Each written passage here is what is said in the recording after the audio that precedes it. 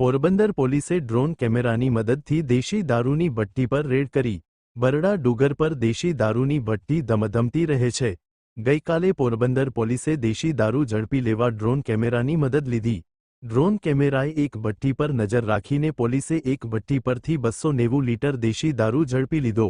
જો કે બુટલેગર નાસી ગયો। હવે પોરબંદરના બરડા ડુંગર પર પોલીસે ત્રીજું નેત્ર ખોલતા હવે બુટલેગરોમાં ફફડાટ વ્યાપી ગયો છે।